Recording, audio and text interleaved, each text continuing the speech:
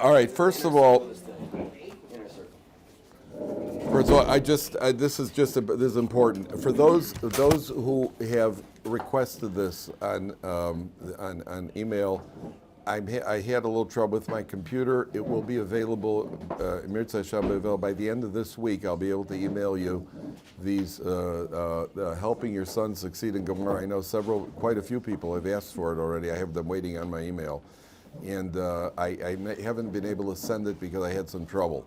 It's $8 if you on PayPal. My email, when I send it to you, you'll just be aware, and hopefully Mirza Hashem should be available by the end of this week, so I should get it out to you. Okay. Yesterday we got to, and again, those of you who have not yet ordered it, you should. What do you call it? Yesterday, on page 842. So we started with the death of Miriam. It says, "Vayevo b'nei Yisrael kol eida midbar tzin b'chodesh harishon, vayeshev ha'am b'kadesh, the people dwelled in Kadesh, v'tamas sham Miriam v'tikaver sham." Miriam died and she was buried there. V'lo haya Mayim la'eda, there was no water for the congregation. Vayikalu al Moshe ve'al Aaron, and they gather on Moshe and Aaron. Now we're going to find over here. Number one, one of the reasons the water, we said that the water left because of the well of Miriam. The well was there in her merit. And then the well is going to come back in the merit of Moshe Albano, which is a significant fact when we try to explain why Moshe hit the rock. But at this point, the water disappears. Now, one of the opinions is that because they didn't mourn her properly, they didn't mourn, and when you mourn for somebody, the tears come out, which are water, and therefore mita keneged mita, the water disappeared, right? But then the water is going to come back. Now, part of the idea is why was the well there in Miriam's merit to begin with? Why was the Be'er Mayim? Why was it there? What did she do that she deserved to have this well in her merit? So the commentaries point out that one of the things Miriam did when she was in Mitzrayim is the Jewish people kept the Torah while they were in Mitzrayim, and one of the things that she did is she helped the women to immerse themselves so that they can become permissible to their husbands, which caused the Jewish people to be able to have children. And number two, she also helped the women to what's it called? When a woman dresses up, puts on makeup, what's it called? To beautify themselves. And she caused the women to beautify themselves. That the men who were certainly downtrodden, they weren't exactly in the mood for romance when they're being whipped by Egyptians, but it was the women beautifying themselves that helped the men to then be interested in their wives, and that caused the Jewish nation to grow. And what's interesting is, if you remember the story of Yaakov when he meets Rachel, and when he meets Rachel, there's a stone, there's a boulder on the well, on the Be'er, and Yaakov removes that stone. Yaakov, with his strength, he removes that boulder from the well. And one of the commentaries, I think the Abarbanel, he points out the symbolism is that the wife is the well, because that's where life comes from. Life comes from the well. Water is life. You could go a long time without eating, but you can't go a long time without drinking. And water is the source of life. A woman is the source of life, because that's where the baby comes from. So since the wife symbolizes, the well is a symbol of a wife of producing life, Miriam was the one who helped the Jewish people to produce life. Therefore, the Be'er itself was brought in the merit of Miriam. How do you like that? Now, this was a pretty interesting thing, this Be'er. First of all, it actually had a mouth. It was a rock of some sort, but it opened and closed. When they needed it, it opened. And when they didn't need it, it closed. It wasn't open all the time. It wasn't leaking water all the time. It was only when the Jewish people needed water, then it opened up. That's what the commentaries say. And one of the ideas, or the Medrash says, one of the ideas is that if it was always spewing water, people would just think it's like one of these rocks. You know, have you ever seen like you go on a hike and you see there's a rock and water's coming out constantly? And people say, yeah, it's a rock, that water comes out constantly. The fact that it travels with you, that, to get convinced Jews that something is really a miracle, it takes a bit to convince us.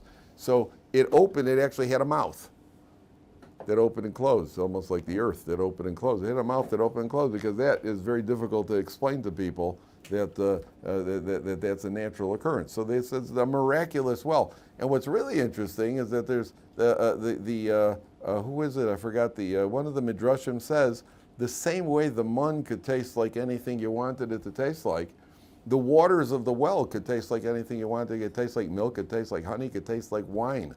And not only could it taste like wine, it had the alcoholic properties of wine. Yeah, I could just see a Jewish mother in the desert. She's saying, "Okay, Solomon, I want you to drink your milk." So Solomon's drinking his milk and he's laughing and smiling with his brother Reuven over there. He goes, "Guys, what's so funny?" And Solomon's weekend at Reuven says, "I got a milkshake. What do you got?" He says, "Well, I got some Johnny Walker Blue Label. What do you got?" "No, guys, you're too young for this."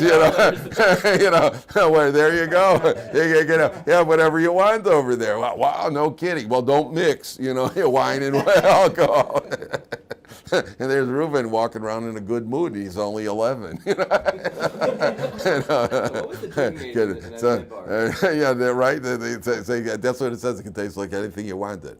And so you see, you got this miraculous well that traveled with the Jewish people. I mean, we should really go around the room and say, well, what would the drink of your, definitely Blue Label. But what do you call it? So that's what it says. So they didn't have the water. Now, what's going to be interesting over here is they're not going to get punished for this complaint. All the other complaints, you get swallowed, you get fire, snakes, all things. We never find a punishment over here. And one of the Farshim explains, because here they had a legitimate gripe. When you're in the desert and there's no water, it's a legitimate gripe. You're dying. You're dying of thirst. Like the Gemara says that dying of thirst is one of the worst forms of death. That if a person dies of it, it's a very, very grueling, agonizing form of death. So they do have a right over here. They have a right over here to come and fetch and complain. Okay, now. When now we go to and take a look. Vayorev ha'am im Moshe.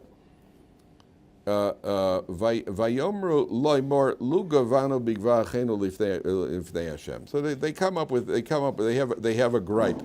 They have a gripe. Okay. Now, what does Hashem say to do? So let's go down to the bottom now. Vaydaber Hashem al Moshe. Now here, Lamor. This is one of the most difficult, and let's put it this way. The commentaries are very divided here on exactly what happened. When it comes to the hitting the rock, there are possibly, I don't know that it's the most, but it is one of the most spoken about episodes among the commentaries anywhere in the Torah. What exactly took place over there at the well? What exactly was happening when Moshe Rabbeinu hit the rock, and so to speak, what exactly took place? So let's take a look. And again, don't remember with Chumash, I've mentioned to you many times, it's not Gemara. So in Gemara, when you're trying to learn a Gemara, if there's one crack in the logic, you have to account for that. In Chumash is completely different. There's symbolism here. There are ideas that are presented. They don't have to remain consistent with each other. Not only that, the commentaries say that you can take one pasuk completely out of context and take the lesson of that one pasuk, and it has nothing to do with the context of the story that's going on. It's taken individually because it's a completely different approach. It's not the logical approach as much as either symbolic or what the Musar lesson is or what projection based on what's happening. But again, these projections are being made by people who have the authority to project, like the Ramban in the Kliyok or in the classic commentaries throughout the generations. But there are tremendous, many divergent opinions here as far as what was the bottom line of the sin of Moshe Rabbeinu, what was the misstep over here. Many. See, you can't challenge it it's not a logical challenge as much as try to hear what each one has to say and then think about it, develop it on your own. So it says, Vayomer Hashem al Moshe Lamor, Kaches Amata, take the staff, V'hakel esa'eda, gather the people, Ata v'aron achicha, V'dibartem ala Cella le'einayim, speak to the rock in front of their eyes. V'nasan meimav, it'll produce its water. V'otzeisele Mayim min ha-Cella v'ishkisa esa'eda bezrim. You'll take water out of the rock and you'll feed the people in the congregation and you'll feed their livestock as well. Now, before anything, imagine a father comes into the house and the mother looks all harried and she's just obviously had a rough day, and she says to the father, I want you to take your belt and talk to Jimmy. Right? Well, if she says take the belt and talk to Jimmy, what does that sound like? A belt conversation. right? Because if it's going to be a verbal conversation, you don't need your belt. I say take the belt and have a few words with Jimmy. Yeah. Take your belt and communicate with Jimmy, right? That means take the belt and communicate with Jimmy, right? Otherwise you don't need a belt, right? That means have a belt conversation. So look what Hashem says to Moshe: take the staff and talk to the rock. What does that sound like? Yeah, talk rock language, right? I mean, how do rocks talk? Right? Take the staff and talk to the rock. Right? So there's only one way to communicate with rocks. Yeah, take a staff and smack the rock. Especially since the first time Moshe brought water from the rock when they first came out of the desert. How did he do it? By hitting the rock. So Hashem says, take the staff and speak to the rock. So what? You already hear that something over here may have not been clear, 100% clear to Moshe Albano.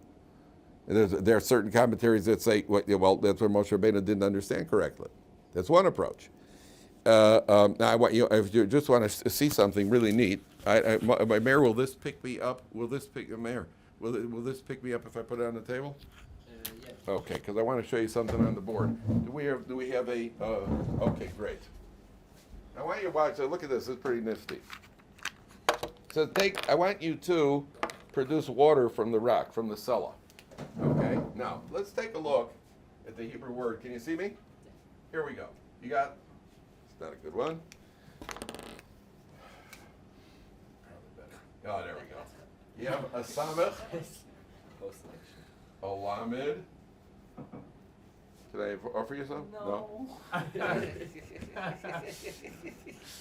Not on camera anyway, right? You have a samech and a lamed and an ayin that spells the word Cella, right? Now, if we were to spell out the letter samech, what do you get? Samech, mem, chaf. That's how you spell a samech. And how do you spell lamed? Mem daled. Lamed, mem, daled. And how do you spell ayin? Yud nun. Ayin, yud, nun. And if you look in the middle of the spelling out of these letters, you get three letters over here, which is a mem, and a yud, and a mem, which spells what? Mayim. Mayim. So inside the Cella, that's where the Mayim is, right? Take the Mayim out of the, how do you like that, Blake? That'll get you to chomp on the banana, right? So inside, he says, take Mayim out of the Cella. Okay, well, there's Mayim in the Cella. There you have the word Cella. There, the Cella is the rock. And inside the Cella, you have the word Mayim, right? Another coincidence. Another one of the many coincidences you find in Torah, right? So there's the Mayim. The Mayim is in the Cella. Okay. So what does Moshe Albano do? Now, there are Meforshim that say, why did Hashem upgrade to speaking? So let's go back to Jimmy with the belt, right? If Jimmy had ever gotten hit by a belt, my father never used the belt, by the way. I never used the belt, my father never. We never used external, what do you call it?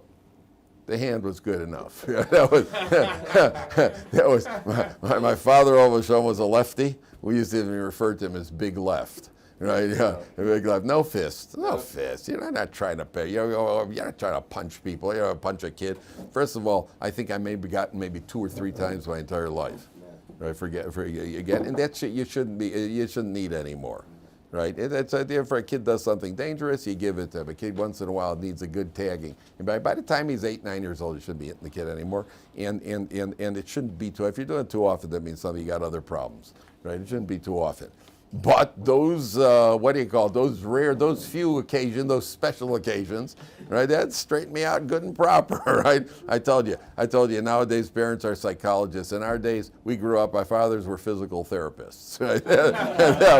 There was no psychology. There was no psychology, there's a couple of good shots, and by the way, and I knew I deserved more, right? And I got a couple of times, and when I got it, I deserved it, right? And when I with my own kids, when I get them, I would say, okay, let's go.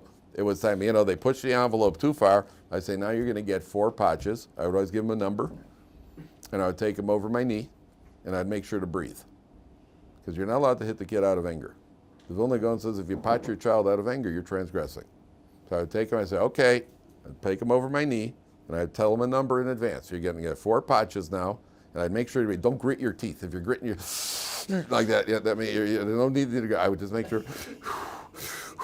Right, make sure to breathe, right? And I'd say you're getting 4 patches. I go boom, boom, boom, boom. But cut it out, and that would do it. The problem is if you don't give a number in advance, you get caught up in a rhythm, right? And then you start hitting, and then last week was the incident with the noodles, and then before that was with the principal, and that was with your sister, and that was with your mother, and you could just keep on going until you get to 613. So you have to pick a number. It's always like by me, it was always 4. I don't know. It's just I picked 4. 4 did the job. Now the only other time that you have to potch a child and you have to potch him to make it sting is if he does something dangerous. Child does something dangerous, especially when they're mindless, right? When a child is 3 years old. And he doesn't really have major intelligence. When they're under 3, when they're 2 years old, you don't need. Also, they don't have enough intelligence. There, you don't even have to potch them hard. All you got to do is take a child and say, no, no, no, like that. You're not even potching him. You're just doing that. No, no, no. And the kid looks and goes, and he starts crying. Right? That's enough. But when the kid is a little bit more intelligent and he does something dangerous, a 4-year-old kid plays with fire, plays with electricity, goes in the street. You have to tag him good and proper so that he knows that there are harsh consequences for it. I think you're not going to hurt the kid. Always on the derriere with your fist, but it's got to be a little bit of a sting so that the kid makes an association with it and the kid understands. Street, my son, my oldest son, he got it once when he walked into the street. He dared me. He put his foot, he was standing right at the curb. He was standing right at the curb. He was 3 years old. He was standing right at the curb, and it was like a showdown. And I was standing over just we're like it's on a side street. It's not even a trafficy street. But he told him no street, and he's standing right by the curb, and he's looking at me, and you can just see the Yetzer Hara dancing in his eyes. And I said, don't step in the street. And you could see that it's should I or shouldn't I? You could see it in the battle with the Yetzer Hara. And all of a sudden he just took his foot and he just did like this real quick. Now he put his foot into the street real quick. So I said, let's go. And I took him into the house. Nothing for public consumption. We're not putting on a demonstration out here. I just took him by the hand, very calmly, walked him into the house, and I tagged him good and proper. And until, and then that which is what I wanted, because then he made every time he saw a street, he did like this, right? Which is exactly what you want. And then until he was 24, he didn't cross streets by himself, which is exactly what you want, because it's dangerous. Listen, you're doing it dangerous, and if you don't, then when you do something dangerous, then you're a pushead, then you're being neglectful, and then otherwise, but you shouldn't have to potch him too often. The bottom line is that if the rock got hit one time, if Jimmy got it with the strap one time, what happens the next time? All the father has to do is, you want the strap? No. It's enough to just say it. That's what happens with the rock. Hashem, the rock got hit once. Now, he already got hit. Now he says to Moshe Albano, okay, now all you got to do is speak to the rock. Right? Just give him a reminder. That's a 100. What does that mean? So let's see. Vayikach Moshe, last 2 words on the page. Vayikach Moshe, es hamata b'liftei Hashem. Moshe takes the staff from before Hashem, ka'asher tzivohu. Now, which staff did he take? Well, we know that there are 2 staffs. Moshe Albano has a staff that he did the miracles with, and there's another staff which was the staff of Aaron.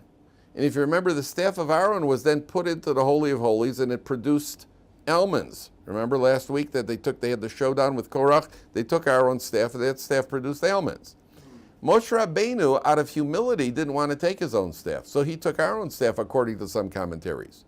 Now that's a problem, because that staff had already sprouted almonds, which allows any skeptics to say, sure, the rock produced water. The staff that produced the almonds obviously had some sort of life source in it. It had some sort of liquid in it that caused the almonds to sprout. So when you hit the rock with it, that causes water to come out of the rock. At the end of the day, HaKadosh Baruch Hu's reaction to Moshe Albano was, you didn't sanctify my name. Look at the words. Vayakilu Moshe Aaron es hakol al pnei asol. They gathered the people. Second line. Vayomer lahem shimuna amorim. Listen, you rebels. How does the Art Scroll translate it? Oh, rebels. Hamina Cella zanotzi l'chamayim. Can we get water out of this rock? Meaning, do you really think? It's like the magician who says, anything in my hands? Right? You think we could get water out of this rock? Watch this. Vayore Moshe es yodo v'yachas hasela b'mateu pamayim. He hits the rock twice. Vayetzu Mayim Rabim Vatesh Teit over here, and water comes out. Oh, comes along Hashem and he says to Moshe Rabbeinu, bad. Vayomer Hashem al Moshe v'Aaron, Yan lo ha'emantem bilak disheni leid b'Yisrael. You didn't sanctify my name before the Bnei Israel. L'chein lo saviu es hakol hazel la'aretz asher nasatem. Therefore you will not bring them into the land. Hema mei meriva asher ravu b'nei Yisrael Hashem vayikadesh b'am. That's called the waters of contention. How does he? They contended. It's called the waters of contention. I mean, there's 1,000,001 problems here. Problem number one is, first of all, there are commentaries who say that this is a completely new subject. Moshe not going into the land had nothing to go. This is just Hashem informing him, you're not going into the land because earlier you said, how are you going to feed the entire people? Remember with the meat? Moshe Rabbeinu said, where am I going to get food for the entire people? That was his flaw. Had nothing to do with this over here. According to some commentators, there was no flaw over here. And Aaron, then the next one, well, okay, if Moshe Rabbeinu did it, let's say it is referring to this over here. What did Aaron do wrong? So one approach is, well, Aaron should have stopped Moshe. He should have intervened. You also have, if you're silent, you also carry responsibility. That's one approach. The other approach is that it had nothing to do with this. Aaron is now being informed because of your role in the golden calf, you're not going into the land. Then in other words, there's an approach among the commentators that this had nothing to do with it. This has nothing, this is a new section completely. The plain meaning, and most of the commentaries understand, that the flaw is right over here. That is the plain meaning. Mikael, were you going to have something? No, I don't want to detract. No, go ahead. No, I just, Aaron just learned like a few Parshas ago not to go against Moshe's, but like Moshe's the greatest prophet, so why would he argue against him? Because that's a good question, but the Gemara says Lefum Gamla Shichana. By the size of the camel determines the load we load him on with, right? Listen, at a certain point, that's why sometimes it's very subtle in life. Well, I'm not supposed to. Yeah, but here you were supposed to, and you were supposed to know when you're supposed to. It's a very, very tricky thing. It's a very, very tricky thing. I mean, people ask all the time, how do you know if you're supposed to, am I supposed to get up and say something or not get up and say something? And you're going to be held accountable for not having the intelligence to know where the dividing line is. And it gets very subtle in the trenches. Okay, now, that's one approach. 1 second. There is an opinion over here that Moshe Albano, the people started kvetching. Let me ask you a question. If I would get water out of a rock by hitting it, would you be impressed? If I got water out of a rock by speaking, would you be impressed? More. Interesting. But you'd be impressed if I got water out of a rock by hitting it. I mean, God says, well, you didn't sanctify my name in front of Jewish people. What do you want? I hit the rock and water came out. I mean, that's pretty impressive no matter how you cut it. That's impressive under any circumstances. What, that's not impressive? The answer is, if you ever see a magician, or any of these guys who, Uri Geller, or any of these guys who can bend metal with their minds or whatever it is, or a magician, one of these guys, if you do something, the instant his hands get involved, it's different.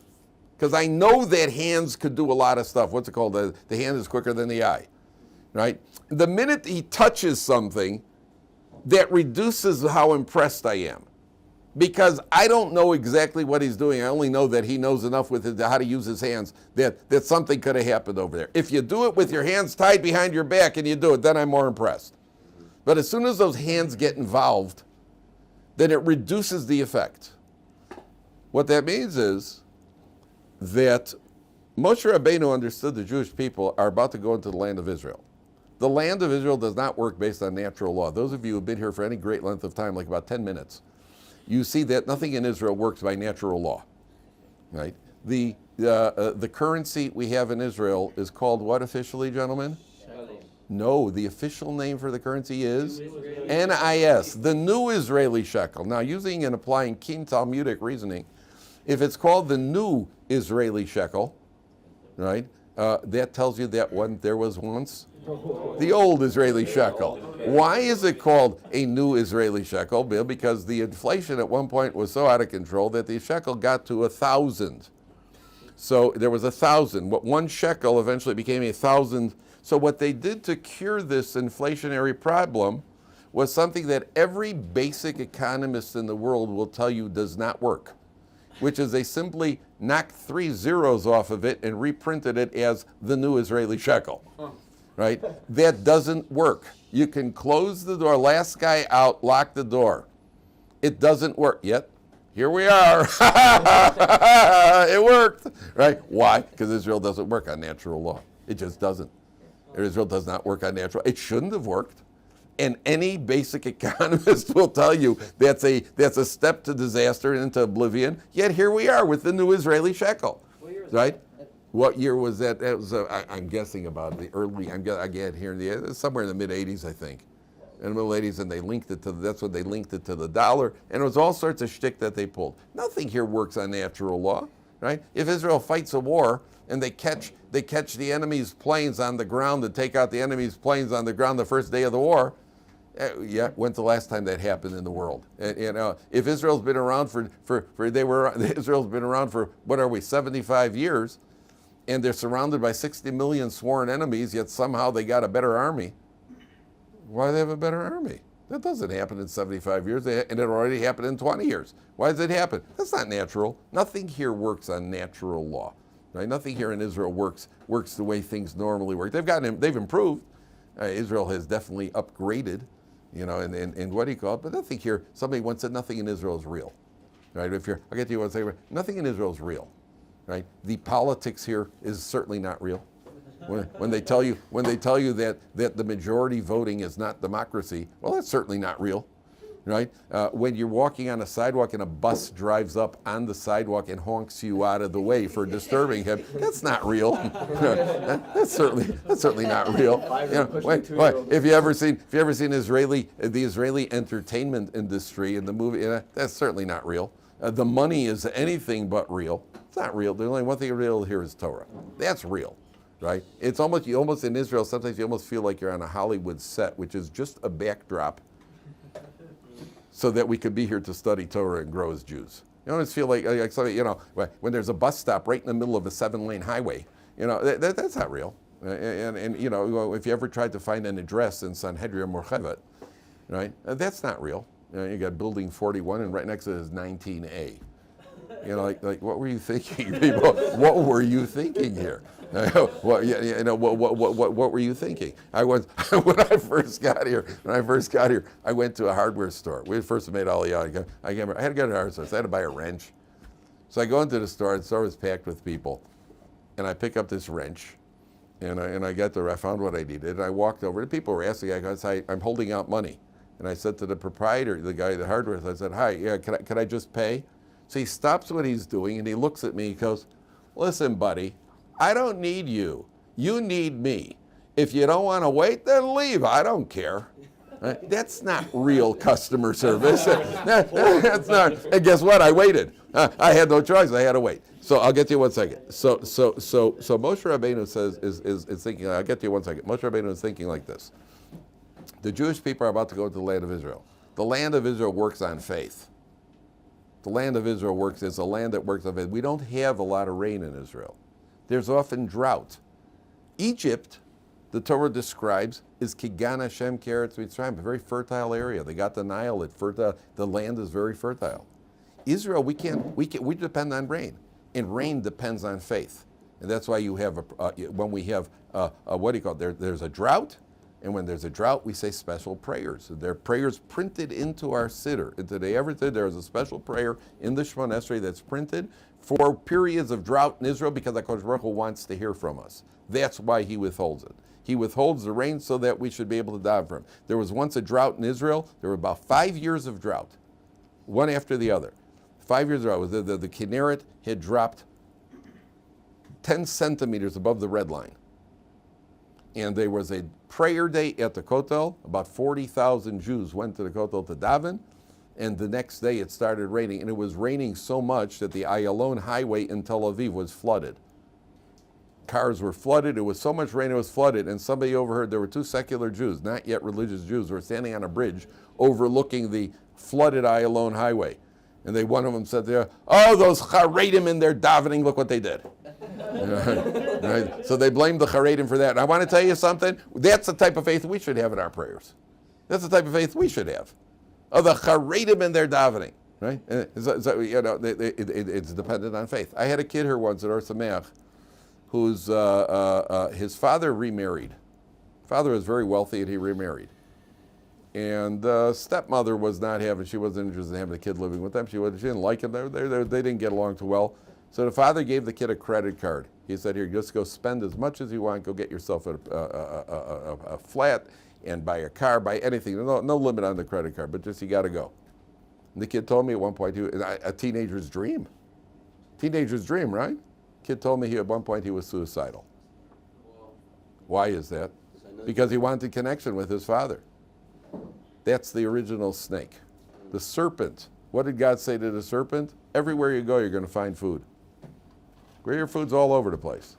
You're going to eat what the Torah describes, you eat dirt. What does that mean? Everywhere he goes, the snake has his food. It sounds like a bracha. It's the ultimate curse. It's the father saying, just get out of here. Do what you want. Just leave me alone. I don't want to have anything to do with it. Just get out of here. The father who does not give the credit card, because he wants to have a connection with his son. That's what Eretz Yisrael is. Eretz Yisrael is like Hashem says, no, I want to hear from you. I want that connection. I'm not giving you the rain until I hear from you. It's a land of faith. So Moshe Albano says, look, to speak to the rock is a higher level of faith, what we call tefillah. It's a higher level of faith. To hit the rock, there's a physical action symbolizing that we actually work for a living. That's not the same level. To daven and then get the results, that takes a tremendous amount of bitachon in Hashem. That takes a lot of trust. Moshe Albano was told by Hashem, speak to the rock. But when he hears the Jewish people griping, and the whole point is speak to the rock because they're going into the land of Israel and they need to be on a high certain level of faith. You got to live with faith in Israel. And when Moshe Albano hears the people griping, he says they're not on that level yet. They're still not on that level. After all these years, they're still griping. It was tough. It was water. They're dying of thirst. But they're not on a high enough level of faith. I can't speak to the rock. I'm going to have to hit the rock. Says Hashem Kodesh Baruch Hu, you didn't act my sanctifying. That's where Moshe Rabbeinu's misjudgment was. He knew what Hashem wanted, but he judged that the people, by griping, they're not ready for it. Therefore, Moshe Rabbeinu, according to at least one approach, that's what he's taken the task for. Mayor, what were you going to ask? Well, no, two things first. I just wanted to comment that in Mexico the same thing happened, that 3 zeros were removed from the same thing in the early 90s, in the late. And then what happened? Some crisis and stuff. But it kind of worked. Yeah. And also I wanted to ask about the way Moshe speaks to the people. Like, how often do we see that he refers to them like as rebels? Excellent, excellent. According to the Chassam Sofer and according to, I think, the Rambam, if I'm not mistaken, that was his flaw. In other words, why did Moshe make a mistake at all? He made a mistake because he got angry. Had he not gotten angry, he wouldn't have made a mistake. He, at Moshe Rabbeinu's level, by calling the people rebels, there was a certain manifestation of anger, and the entire flaw and the entire reason Moshe Rabbeinu doesn't go into the land of Israel because he lost control of himself at Moshe Rabbeinu's level. We're talking about a very subtle level. At Moshe Rabbeinu's level, he got angry. He's punished for the anger. That's what causes the punishment. What is interesting? Your name is Sully. Sally? Yeah. Yeah. Go ahead, Sal. What do you guess? I was just to add to your list about Israel. Yeah. In the hotel that the JLE trip was staying in, floors 11 and 12 are beneath floor 1, but above floor 0. There you go. It's like, was somebody taking a break when they designed this? You know, where is it? It's 0, then 11, 12, then 1? Yeah. Oh, that's great. Yeah. That's great. Which floor are you going? Yeah. Everything here. 12, the room numbers start with the number 4. Hey, you gotta love it. I'm telling you, we had once at Ohr Somayach. Oh, by the way, when we had that drought, so they had the drought. So they have in the Kinneret, which is the main body of water, they have the red line, the danger line of the Kinneret. There was the Minister of Agriculture was on a live broadcast in Israel. It was a live broadcast, and the Kinneret had sunk to 10 centimeters above the red line, the danger line. And they said to the Minister of Agriculture in a first world country, a country that's at the cutting edge of technology, development, medicine, and everything else. And they said to the Minister of Agriculture, what are you going to do if the Kinneret drops to the red line? He said, it's not a problem. We'll erase the red line and draw it lower. And if you've been living in Israel long enough, when you hear it, and it's not just him, it's us. Because when you hear him say it, you just go, Okay. All right. You've just gotten so used to it. Listen, one Erev Pesach, the guys from Ohr Somayach were out front burning the chametz, and the train, Jerusalem light rail, the train was running. It stopped. The conductor got off the train, came running over with a bag of chametz. He said, "Oh, good, I'm looking for a fire. I need to burn my chametz on Erev Pesach." He stopped the train right in the middle of the track. And I know what goes on the train, because if somebody on the train would say, "Hey, what's going on over here?" Somebody else, "You don't see, the guy's got to burn his chametz. What's your problem?" Hey, you're the villain. You're the villain. What, you don't see the guy's got to burn his chametz? He's not going to burn his chametz? My son was on a bus, and the bus driver stopped in the middle of Kikar Shabbos. You know, they got the four-way stop. The bus was making the turn over there, and it was Erev Sukkos. And the bus stops, and he yells something to one of the guys, and the guy comes running over to him with a lulav, and the bus driver pays him, and he gets the lulav and says, "Okay, now all I need is my hadassim, and I got my set." Right in the middle, and nobody says, "Well, listen, the bus driver needs a wedding coat, doesn't he? He also has to do the dollar." That's all part of the fun. That I never heard, that the wedding coat. I know that in America they don't have a 13th floor in hotels, but not that it goes 1, 7, 9, 3, 6, 8. that I never heard. That's great. Okay, but at least you made it here, Sally. That's good. At least somehow you got. I imagine you went up and down a few times until you found the right floor, but at least you're here. Okay, now, 1 second. So Moshe Albano, according to the Chassam Sofer, the cause at the end of the day, is the anger. Now, what's interesting is it's called Mayim Meriva, the waters of contention. So I saw one of the Farshim says, why is it that none of the other, by Korach it's not called Meriva, it's not called contention, and there's no bigger contention than that. All the other times that the Jewish people fight and argue, but it's not called contention. Here it's called Mayim Meriva, the waters of argument, the waters of contention. So one of the Farshim says, you see, when did the original dispute, what was the first dispute in history? It's not going to be what you're thinking, by the way. When was the first dispute in history? The first machlokas. So you're going to tell me Cain and Hevel. It was before. It was before that. That wasn't a dispute. That was two. They were agreeing. The water split. Oh, the water split. Hashem split the water. That's why it doesn't say Kitov on the second day. On the second day, it doesn't say Kitov. On all the other days of creation, it says it. The water split. Oh, water splitting creates the energy of dispute. But it's interesting that it happened with water. Because like any other characteristic, there could be positive dispute. Where is positive dispute? When you're learning a Tosos with your Chavrusa. And you're trying to figure out the understanding, the Pshat in the Gemara, or in the Tosos, you're trying to understand. That's a positive dispute. And what's a positive dispute? That involves also water. Which water? Waters of Torah. That means the very waters that split at creation, and they instill in the creation the energy, the potential for dispute, but any potential can be used properly. Execution can be used properly. If you execute wicked people, that's what we call addition by subtraction, right? They, or in the Westerns, as they used to say in the Westerns, he needed dying real bad. Sometimes they have to be executed. That's a benefit of society. But it could also be misused for murder. If there's a argument between two people, there are two types of arguments. There's an unproductive argument, where people are just arguing for it and not going to get anywhere. And there's a dispute of Torah, what we call Milchanta Shel Torah, the battle of Torah, which is to arrive at the truth, of the Gemara, at the truth of Atosa, at the truth of Torah. And ironically, or not ironically, it's symbolized by water. And where was the first dispute? The first dispute was with water. All right. Yeah.